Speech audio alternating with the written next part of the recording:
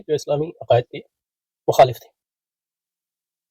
اس ضمن میں فرقہ امامیہ کا گروہ بھی آتا ہے. نہیں امامیہ کو فرقہ کہنا تو غلط نہیں، مذہب ہے، اسلامی مذہب ہے.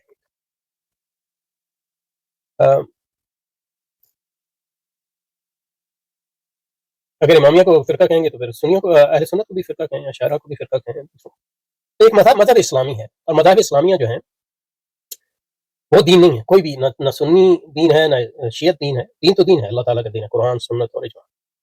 اسی پر رکھنا چاہیے سنیوں کو بھی اور شیعوں کو بھی، امامیوں کو بھی، غیر امامیوں کو بھی، صوفیوں کو بھی. شریعت اور حضرت مجدد کے کام میں اور شاہ ولی اللہ کے کام میں بھی شیعوں کا رد ہے پورا ہے. یعنی شیعوں کا مذہب کے طور پر رد نہیں، بلکہ ان کے بعد عقائد کا رد ہے اور بعد اعمال کا رد ہے، جس طرح تصوف کے بعد اعمال کا رد ہے. لیکن اس کے نتیجے میں جو ہے فرقہ واریت جو ہمارے یہاں پھیلی ہے بعد کے ادوار میں، دیوبندیوں میں اور بریلویوں میں، شیعوں کو کافر کہنا وہ ایک غلط بات ہے. کتنے بھی گمراہ کیوں نہ ہو. ہاں یہ صحیح ہے کہ شیعوں میں بہت سے ایسے فرقے ہیں جو خود ہی اسلام سے خارج ہو گئے، جنہوں نے صریحاً اسلام کے عقائد کی مخالفت کی. لیکن اس سے یعنی تمام شیعوں کو جو ہے دین سے نکالنا اور فرقہ واریت پھیلانا یہ ایک نیگیٹو یعنی مجدد جو بھی آتے ہیں اس کے بعد جو ہے ان کے کام، کیونکہ مجدد کا کام جو ہے کانٹیکسٹ سینسیٹیو ہوتا ہے. یعنی اس پہ اگر الگ سے بات کریں تو ہر مجدد کا کام جو ہے کانٹیکسٹ سینسیٹیو ہوتا ہے.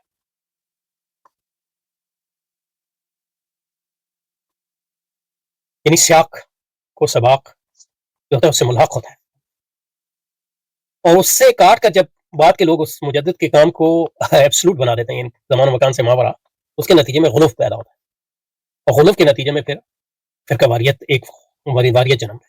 اور اس لیے مطلب یہ ہے کہ مجددین پر پھر گمراہی کے خود الزام لگتے ہیں. مطلب دیکھنا ابن تیمیہ کی تجدید جو ہے وہ کون سے یعنی ان کے زمانے کی جو طریقے تھے ان کے خلاف تھا اور اس کانٹیکسٹ میں تھا. اسی طرح جو امام مجدد الثانی کی تصوف پہ تنقید ہے، یا وحدت ادیان پہ تنقید ہے، یا شیعوں کے خلاف تنقید ہے، یا بدعت کے خلاف تنقید ہے، وہ کانٹیکسٹ سینسیٹیو ایک خاص اس زمانے میں جو ہندوستان میں ماحول تھا اس کی طرف نہیں ہے. اور ظاہر ہے کہ ان میں ہر چیز جو ہے اس کانٹیکسٹ تک محدود نہیں ہے، اس کے آفاقی مضمرات بھی ہیں. لیکن عموماً، اور شاہ ولی اللہ کا بھی یہی حال ہے، تو عموماً جو اس کو اگر اس سیاق سے الگ کرتے ہیں تو پھر آپ میں غلو آنا ایک لازمی بات. آپ کی تحریک مجدد صاحب کے کام کے بارے میں وہ غلو کو آنا، یا اس لیے مطلب یہ کہ اب دیکھنا حضرت شاہ صاحب کے بعض کاموں کو تو اپنے سیاق سے کاٹا، اس کے نتیجے میں ہمارے یہاں مطلب یہ کہ وہ لوگ پیدا ہوئے جس کو اہل حدیث کہتے ہیں، جنہوں نے مطلب یہ کہ یہ مسلمانوں کا یعنی ایک قابل احترام مذہب ہے اہل حدیث ہندوستان میں، اور شاہ ولی اللہ ہی سے نکلتا. لیکن انہوں نے شاہ ولی اللہ صاحب کی حنفیوں اور شافیوں میں مصالحت کی کوشش کو جو ہے بالکل سیاق سے کاٹ دیا. اس کے نتیجے میں جو ہے ایک عظیم شان خلفشار امت اسلامیہ ہندوستان بر صغیر میں پیدا ہوا، جس کے نتیجے میں فرقہ واریت پڑی، حنفی غیر حنفی کی بنیاد پہ، وہابی غیر وہابی کی بنیاد پہ. اس کے نتیجے میں پھر جو ہے، اور اسی کا ایک شاخسانہ تھا دیوبندی بریلوی اختلاف بھی اس لحاظ سے. اور بریلویت جو خود شاہ ولی اللہ بریلویوں کے جو ائمہ تھے خود شاہ ولی اللہ کے شاگرد ہیں، لیکن وہ شاہ ولی اللہ کی تحریک سے بالکل کٹ گئے. اس کی وجہ بھی یہی غلو ہے اور حضرت شاہ صاحب کے کام کو سیاق سے کاٹنا. تو اسی طرح اگر آپ حضرت مجدد صاحب کی شیعوں پہ تنقید کو سیاق سے کاٹ کے اس کو، اور شاہ صاحب کی بھی اینٹی شیعہ یعنی یونیورسل اینٹی شیعہ اور یہی مطلب یہ کہ امام ابن تیمیہ کا بھی ان کی تحریک کو اس کے نتیجے میں جو مسلمانوں میں، اور اس کو اسلام دشمن استعمال کرتے ہیں. آپ دیکھیں مسلمان ایران کے خلاف، ایران سے اصل بیر یہ نہیں ہے کہ وہ شیعہ ہے وہ تو شیعہ تو 16ویں صدی سے ہیں. بیر یہ ہے کہ وہ اسلامی انقلاب لائیں. اسی لیے اسی طرح مطلب طالبان سے یہ بیر نہیں ہے کہ وہ حنفی اور سنی ہے، یہ کہ انقلابی ہیں، اسلامی انقلاب لائیں. اور اس کو جو ہے یہ جو شاہ پرست ہیں وہ بھی استعمال کرتے ہیں، جو قوم پرست اور ریسسٹ ایرانی جو ایرانی اسلامی انقلاب کے مخالف ہیں وہ استعمال کرتے ہیں. اور پھر یہ جو یہود نواز اور صہیون نواز، امریکہ نواز عرب حکومت ہیں وہ بھی استعمال کرتے ہیں، اور اس کے نتیجے میں جو اسلام کمزور ہوتا ہے. تو اس جو شیعت کے خلاف علمی رد ہے وہ اس سے کوئی یعنی اس پہ ہمارا کوئی اعتراض نہیں، تو اس کو فرقہ واریت پر ڈالنا. اسی کا مطلب یہ کہ اس میں پھر شیعت کی کیا آپ یعنی مطلب یہ کہ یہی بات مطلب سنی بریلوی دیوبندی اراد کے بارے میں کی جا سکتی. اور اس میں بعض لوگ جو ہیں یہ غلط فہمی پیش کرنے کی کوشش کرتے ہیں کہ اس کے نتیجے میں یعنی پھر ہر کافر کو آپ مسلمان کہنے لگ جائیں گے. ایسا نہیں ہے. قادیانی کو تو ہم نے کبھی مسلمان نہیں کہا، کیونکہ وہ ایک صریح عقیدہ اسلام کی صریح صراحت کا ختم نبوت کی بصریح انکار کرتے ہیں، تو اس لیے وہ کافر ہوگا. اور اس میں کوئی شک نہیں کہ بعض صوفیہ قائد اور بعض شیعہ قائد کے لوازمات جو ہے عقیدہ نبوت پر اس پہ زیادہ آتا ہے، خود میں نبوت ہے، لیکن وہ صریح تو نہیں ہے نا. اب صریح کفر ہی کی بنیاد، صریح عقیدے ہی کی بنیاد پہ کسی کو آپ اسلام سے نکال سکتے. اور جب آپ نے اس کو اسلام میں نہیں نکالا تو پھر وہ اسلام کے اندر ہیں، چاہے کتنے بھی گمراہ ہو آپ کے مسلمان بھائی، ان سے اب وہ آپ کا تعلق نہیں ہو سکتا جو کافروں سے. یہ کہنا چاہتا ہوں. اس میں فرقہ امامیہ کا گروہ بھی آتا ہے جس کے اساسی عقائد ہیں میں امامت کا عقیدہ بھی ہے، جو امام کی ایسی تعریف کرتے ہیں، اس کی ایسی صفات و خصوصیات جو ان کے قریب نبی کا ہمسر وہ مساوی بنا دیتی. فرقہ امامیہ کی معتبر کتابوں سے امام کے بارے میں جو کچھ ثابت ہوتا ہے اس کا خلاصہ یہ ہے امام ظاہر و باطن معصوم عن الخطا و طاہر و مطہر رہتا ہے.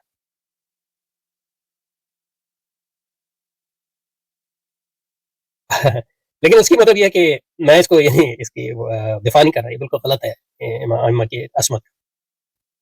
لیکن عملی طور پہ مطلب یہ ہے کہ ہم بھی صحابہ کی عصمت کے قائل بہت سے سنی، خاص طور پہ مطلب یہ کہ جو اینٹی شیعہ سنی ہے صحابہ یعنی تو آپ ائمہ جو رسول اللہ کی نسل سے ہیں اور ان کی اطاعت فرض ہوتی ہے.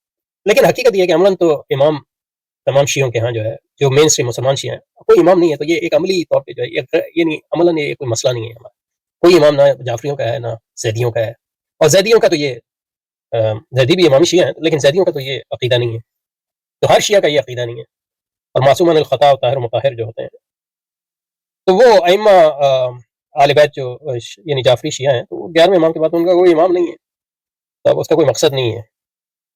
اور اس کی اچھی تعویل یہ ہے کہ وہ کہتے ہیں کہ یعنی یہ کہیں کہ وہ معصوم نہیں ہے. اللہ تعالیٰ نے ان کو جو ہے غلطیوں سے یعنی اللہ تعالیٰ ان کو توفیق دیتا ہے کہ وہ غلطیوں سے دور رہتے ہیں. بہرحال یہ عقیدہ صحیح نہیں ہے لیکن کہنے کا مطلب یہ ہے کہ اس کی بنیاد پہ شیعہ مسلمانوں کا محاذ جو ہے اور ان کو کفر تک لے جانا جو ہے اس کی وجہ یہ ہے کہ جب ایک مذہب مسلمانوں کے اندر ہے تو اس کو اور مذہب کو بطور مذہب کے جب وہ مسلمانوں کے اندر ہے اس کی تکفیر کو کوئی مقصد نہیں. ہاں جو ایسا کوئی شیعہ ہو جو صریحاً ضروریات دین کا انکار کرتا ہے تو ظاہر وہ کافر ہے. لیکن اس کے لیے شرائط ہیں، 8-10 شرائط ہیں، موانع تکفیر اور پھر یہ قاضی کا کام ہے، کسی مفتی کا کام نہیں ہے کسی کو کافر کراتے ہیں. یہ بہت یعنی بہت بڑا. اور اس میں عالمیہ کی غلطی یہ ہے کہ ہر ایک کے ساتھ یعنی انہوں نے ابن تیمیہ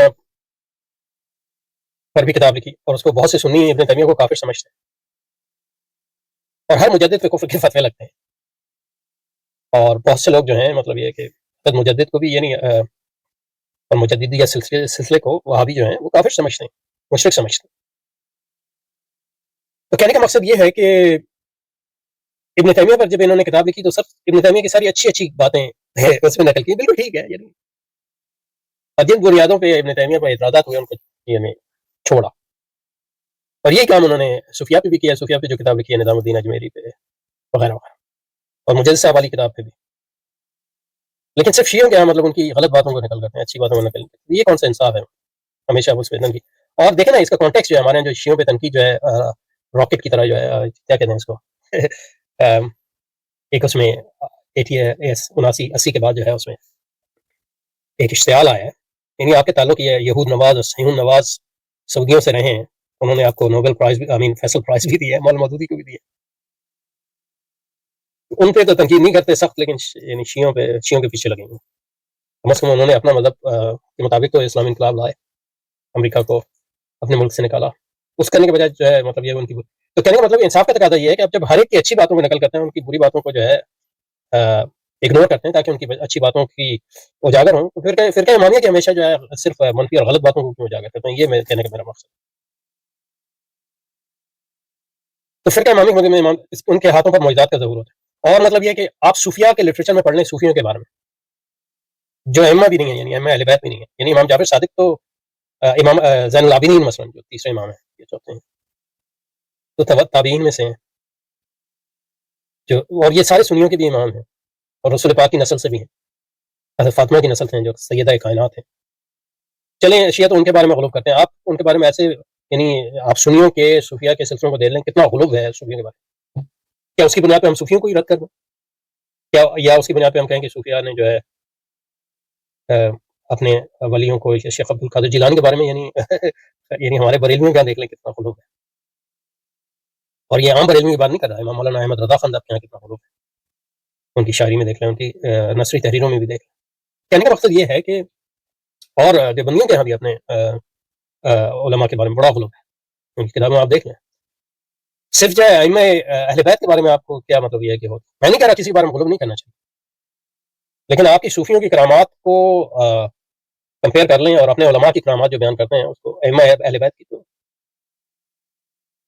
یہ مطلب نا انصافی کی بات ہے. اس کو متعلقہ شرک علم ہوئی جس کو کوئی علم لدنی حاصل ہوتا ہے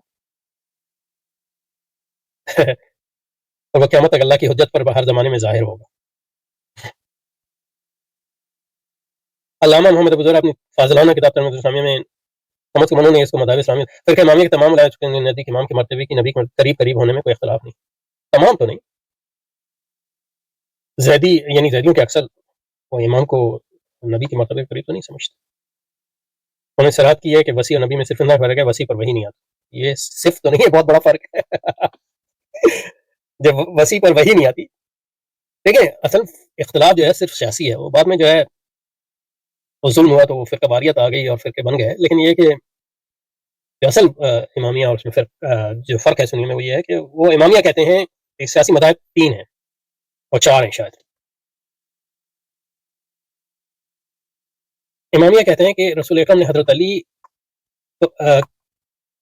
امامت کا مطلب ہے مسلمانوں کی خلافت، لیڈرشپ، وہی امام کا مطلب یہی ہے. خارجی کہتے ہیں یہ عام مسلمانوں کا حق ہے کہ وہ اپنا امام جو ہے الیکٹ کرے. اور اہل سنت کہتے ہیں اکثریت وہ قریش میں ہوگی. اب قریش میں ہوگی تو قریش کے اس میں امامیہ سے کوئی اتنا اختلاف نہیں، تو علی جو ہیں افضل القریش ہیں اس میں کیا شک ہے. یہ اکثر شیعوں کا اکثر سنیوں کا قریش.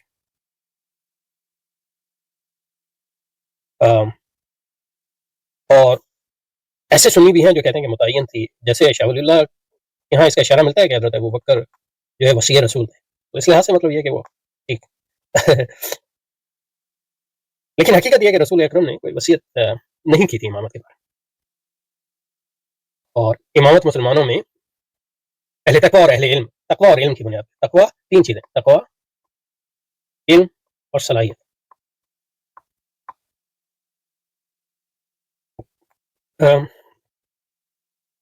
اور اکثر یعنی اگر ائمہ اہل بیت میں سے کوئی اس کا متصف ہو تو ظاہر ہے ان کو زیادہ حق ہے دوسروں سے، لیکن نہ ہو تو صرف مطلب یہ کہ یہ بات کہ وہ رسول اکرم کی نسل سے آپ کو امامت کی نہیں بناتی. اور